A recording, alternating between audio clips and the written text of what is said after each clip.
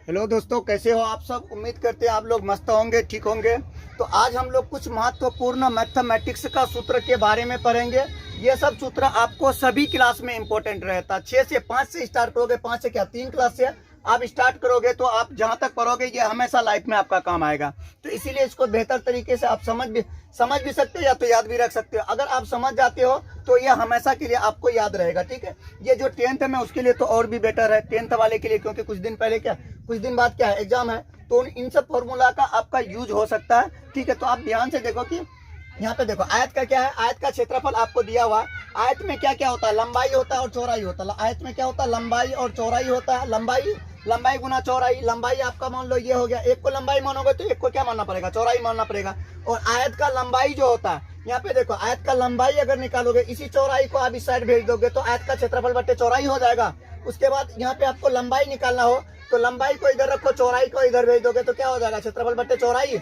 अगर आयत का आपको चौड़ाई लिखना है तो क्या हो जाएगा, क्षेत्रफल बट्टे लंबाई। अगर आपको आयत का परिमाप लिखना है, आयत का परिमाप निकालना है तो आयत में कितना, 4 भुजा रहता है। आयत में कितना, 4 भुजा रहता है। ये वाला भुजा और ये वाला सामने वाला क्या होता है, बराबर होता है। इसीलिए क्या कर देते हैं हम लोग, 2 इंटू 2 ठो लंबाई 2 ठो चौड़ाई होता है। सीधे क्या कर देते हैं, 2 इंटू लंबाई प्लस चौड़ाई। या तो आप ये भी कर सकते हो, क्या कर सकते हो, चारों भुजाओं का योग कर दोगे तब भी आपका गलत नहीं होगा। सभी भुजा को जोड़ दोगे, परिमाप मिल जाएगा। आयत के चारों दीवारों का क्षेत्रफल के लिए, आयत का चारों दीवार, जैसे ये आपका घर है, किसी घर में घर रहता है ना, घर में 4 दीवार रहता है, उन चारों दीवारों का क्षेत्रफल निकालने के लिए कहेगा तो इसके लिए क्या होता है, 2 इंटू लंबाई प्लस चौड़ाई इंटू ऊंचाई, ठीक है।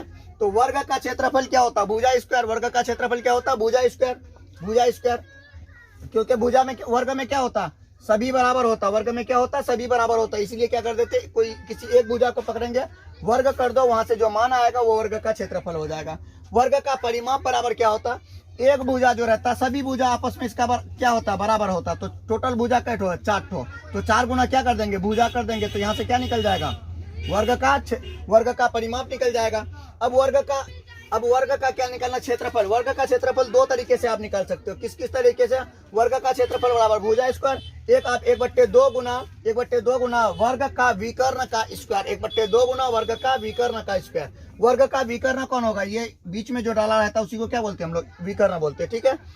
अब चलते हैं वर्ग का भुजा। यहाँ पे देखो, यहीं पे आपको वर्ग का क्षेत्रफल बराबर भुजा स्क्वायर है ना, इसी स्क्वायर को अगर इधर ले आएंगे तो क्या रूट हो जाएगा क्षेत्रफल में। तो त्रिभुज का अगर हमको क्या निकालना हो, त्रिभुज का भुजा निकालना हो, मतलब भुजा चाहिए, तो इस स्क्वायर को इधर भेजेंगे तो रूट हो जाएगा। तो वर्ग का भुजा बराबर क्या हो जाएगा, रूट अंडर क्षेत्रफल। त्रिभुज का क्षेत्रफल और एक तरीके से निकाल सकते हैं, त्रिभुज का क्षेत्रफल 1/2 गुना आधार गुना ऊंचाई। अगर आपका तीनों अलग है, ये कब लगाएंगे, जब आपको कोई समकोण त्रिभुज रहेगा तब, ठीक है। अगर आपको सभी विषम बाहु त्रिभुज है, क्या विषम बाहु त्रिभुज के लिए हम लोग कौन सा फॉर्मूला लगाते हैं, विषम बाहु त्रिभुज के लिए s into S minus A into S minus B into S minus C, root under S minus A into S minus B into S minus सी।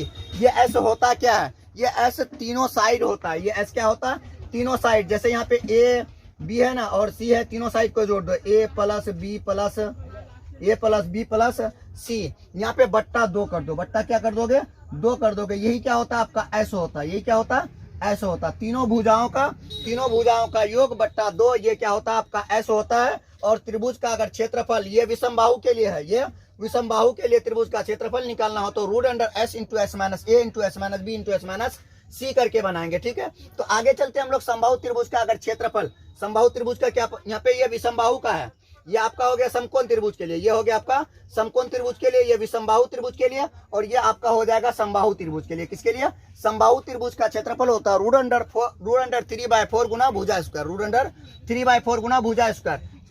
समबाहु मतलब सभी भुजा क्या रहेगा, सभी भुजा यहाँ पे बराबर रहेगा। विषम बाहु सभी भुजा क्या रहेगा, अलग अलग रहेगा। और इसमें क्या रहेगा, 2 ठो, एक आधार, एक लंब और एक क्या रहेगा, कर्ण रहेगा, ठीक है। ये तीनों समझ में आ गया। अब देख लो समांतर चतुर्भुज का क्षेत्रफल। समांतर चतुर्भुज भी क्या होता है, ये समांतर चतुर्भुज है, ये क्या है, समांतर चतुर्भुज। मतलब ये वाला और ये वाला क्या होगा, समान रहेगा, और ये वाला क्या रहेगा, समान रहेगा। तो इसका क्षेत्रफल निकालना हो तो क्या निकालें, इसका क्षेत्रफल, समांतर चतुर्भुज का क्षेत्रफल निकालना हो तो आधार गुना ऊंचाई कर दो। ये आधार हो जाएगा, यहाँ पे आपका कुछ समांतर चतुर्भुज बनेगा तो वो इस टाइप से बनेगा, इस टाइप से बनेगा। तो यहाँ पे लंब भी आ जाएगा, ये आपका आधार हो जाएगा, ठीक है। तो आधार गुना ऊंचाई, ये आपका आधार हो जाएगा, ये आपका ऊंचाई हो जाएगा। अब समलंब चतुर्भुज का क्षेत्रफल, समलंब का मतलब इसमें समान समान क्या रहेगा, लंब रहेगा, तो उसके लिए क्षेत्रफल निकालेंगे। तो 1/2 गुना समांतर भुजाओं का योग गुना उनके विकर्ण, उनका विकर्ण। उसके लिए आप, उसके बाद क्या है आपका वृत्त का क्षेत्रफल। वृत्त का क्षेत्रफल क्या होता है, पाई आर स्क्वायर। वृत्त का क्षेत्रफल पाई आर स्क्वायर, और वृत्त का परिधि जो होता है, वृत्त का परिधि 2 पाई आर, मतलब वृत्त का क्षेत्रफल, इसका बात कर रहा है आपका, इसका, ठीक है। ये पाई हो गया, और त्रिज्या जो रहता है ये त्रिज्या होता है, ये क्या होता है, त्रिज्या होता है। अब परिधि पूछेगा तो उसी को क्या कर देना, 2 पाई आर। परिधि मतलब ये होता है, परिधि आपका ये चारों तरफ का एरिया को परिधि बोलते हैं। उसके बाद घनाभ का क्षेत्रफल क्या होता है, घनाभ 3D आकृति होता है। घनाभ क्या होता है, 3D आकृति होता है। तो घनाभ में लंबाई, चौड़ाई, ऊंचाई तीनों चीज रहता है। तो घनाभ का क्षेत्रफल लिखेंगे, घनाभ का क्षेत्रफल बराबर क्या हो जाएगा, लंबाई गुना चौड़ाई गुना ऊंचाई। इसको LBH भी बोल सकते हैं, LBH भी बोल सकते हैं। घन का आयतन बराबर क्या होता है, भुजा क्यूब। घन का आयतन बराबर भुजा क्यूब। अगर आपको भुजा चाहिए, अगर आपको क्या चाहिए, भुजा चाहिए, तो इसको इधर भेज दोगे, ठीक है। अगर आप लोगों को समझ में आता है तो आप लाइक सब्सक्राइब करना ना भूलें। अगर आप चाहते हैं कि इसी तरह का वीडियो आपको लगातार मिलते रहे, आप मेरे चैनल को सब्सक्राइब कर सकते हैं।